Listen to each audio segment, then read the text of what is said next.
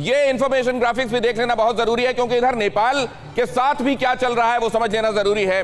पाकिस्तान को तो एक एक करके कर्ज देकर वहां प्रोजेक्ट्स का काम शुरू करके अपनी झोली में लेता जा रहा है, लेकिन नेपाल के साथ क्या हो रहा है? सुमित आ जाएं आप यहां मेरे साथ। नेपाल के साथ क्या हो रहा है? रुई इलाका, रुई करके जो नेपाल का इलाका है वो तो कब्जे में ले ही लिया गया, लेकिन अब धीरे धीरे ये बताया जा रहा है कि 4 से लेकर 7 डिस्ट्रिक्ट हैं, और ऐसा भी बताया जा रहा है कि कई हजार हेक्टेयर जमीन है जो धीरे धीरे चीन ने over a period of time कब्जे में ले ली है। लेकिन नेपाल को इतना दबा लिया है, कई डेवलपमेंट प्रोजेक्ट्स के नाम पर, कई उधार के नाम पर, कई उस तरीके के पैसे भी दिए गए हैं। जैसा आप जानते हैं कि नेपाल के प्रधानमंत्री का जो स्विस बैंक अकाउंट है उसमें अचानक 45 करोड़ रुपए सामने आते हैं। ये सब करके वहां पर जमीन को दबाया जा रहा है, नेपाल के इन हिस्सों पर कब्जा किया जा रहा है, और धीरे धीरे आप ये पाएंगे जिसमें ये तमाम जिले हैं जिनका मैं जिक्र कर रहा हूं। यहां आप देख रहे हैं हुमला जिला है, रासुवा जिला है, सिंधुपाल चौक जिला है, और ये रुई वाला इलाका, रुई को जिसने रिपोर्ट किया उस रिपोर्टर तक को चीन ने मार डाला। ये यहां कितना बड़ा षड्यंत्र चल रहा है सुमित? देखिए, यही मैं आपको कह रहा हूं कि लगातार इनकी नीति यही होती है कि इन इलाकों में पहले छोटे छोटे डेवलपमेंट वर्क के लिए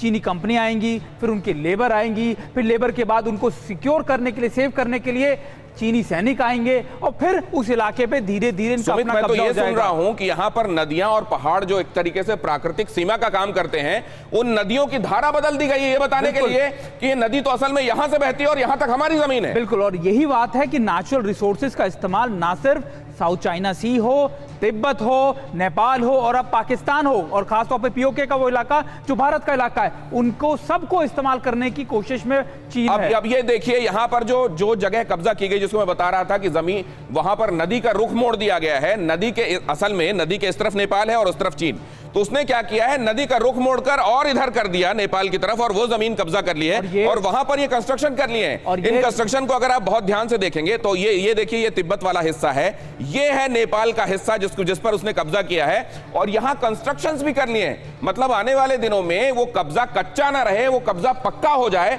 इसके लिए उसने कंस्ट्रक्शन भी कर लिया है। यहां पर है वो कर्नाली नदी जिसका मैं जिक्र कर रहा हूं, कर्नाली नदी की धारा मोड़ी गई है, और यहां पर एक सड़क बना ली गई है। वही सड़क है जो आगे जाकर G219 पर जुड़ती है, जो असल में तिब्बत से लेकर जिंजियान तक जाने का रास्ता है, और इस तरीके से उसने नेपाल के उस हिस्से को कब्जे में ले लिया। सुमित, यही मैं आपसे कह रहा हूं कि लगातार ये इंटरनेशनल टेरिटरी का वॉलेशन भी है कि आप, लेकिन नेपाल कुछ बोलता क्यों नहीं है? देखिए, नेपाल इसलिए नहीं बोलता क्योंकि वहां की सरकार सीधे तौर पर चीन के इन्फ्लुएंस में है। इतनी इन्फ्लुएंस में है कि उसको नक्शे से मिट जाना। यहां तो नक्शेबाजी कर रहा है, और यहां तो नक्शे जारी कर रहा है, वहां नक्शे जारी करने की जरूरत नहीं है। बात है ये, क्योंकि उसको लगता है कि चीन उसके लिए एक बहुत बड़ा इंफ्रास्ट्रक्चर डेवलप करेगा। चीन उसके लिए बहुत बड़ा इंफ्रास्ट्रक्चर बनाएगा, लेकिन उस इंफ्रास्ट्रक्चर बनाने के तक वो क्या कर डालेगा ये भी उसको मालूम होना चाहिए। और इसको लेकर मैं टिक्कू साहब के पास जाता हूं। टिक्कू साहब, ये कितना भारी पड़ेगा नेपाल को, इसका अंदाजा है?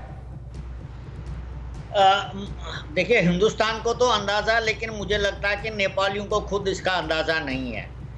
ये जो जितनी पूरी पिक्चर डेवलप हो रही है, आप नेपाल को पाकिस्तान से अलग नहीं कर सकते। ये पूरा जो साउथ एशिया में जो चाइना अपना इन्फ्लुएंस बढ़ा रहा है, इसके पीछे बहुत बड़ी एक साजिश है, एक स्ट्रेटजी है। अगर आप पहले, मैं पाकिस्तान के बारे में, मेरे को आप ये समझाएंगे, आप क्यों कह रहे हैं कि पाकिस्तान और नेपाल को आप अलग नहीं कर सकते? आप नहीं अलग कर सकते, क्योंकि चाइना ही ये दोनों करा रहा है, और चाइना ही दो मकसद से करा रहा है। एक अपना फायदा ढूंढ रहा है, और दूसरा भारत के बरखिलाफ एक जबरदस्त थ्रेट पैदा कर रहा है, वो उसको चुनौती दे रहा है। देखिए, पाकिस्तान के बारे में अगर आप बोलें तो 50, 60, 70, 80s पाकिस्तान हमेशा वेस्टर्न अलायंस का हिस्सा था, क्योंकि वो अकेले अलायंस के बगैर जिंदा रह ही नहीं सकता था। तो वो वेस्टर्न अलायंस का हिस्सा बन गया। वेस्टर्न अलायंस ने उसका पूरा इस्तेमाल किया, और उन्होंने वहां डॉलर भेज दिए, और पाकिस्तान में बहुत आसान तरीके से आप कब्जा कर सकते हैं हेरार्की के ऊपर, क्योंकि आपने 2-3 जनरलों को खरीदना है, 1-2 सियासतदानों को, राजनीतियों को खरीदना है। तो उस वजह से वेस्टर्न अलायंस ने उनका पूरा फायदा उठाया, बनाया ही था पाकिस्तान इस चीज के लिए। लेकिन जब वेस्टर्न अलायंस का इंटरेस्ट खत्म हो गया, तो चाइना को एक मौका मिल गया कि चाइना के पास जो कराकरम हाईवे से गिलगित बल्तिस्तान के थ्रू सीपेक जा रहा है, उन्होंने इसमें जबरदस्त एक मौका देखा। पुराने जमाने में हम उसको एक ग्रेट गेम बोलते थे, जहां पर कि सोवियत यूनियन और वेस्टर्न अलायंस का आपस में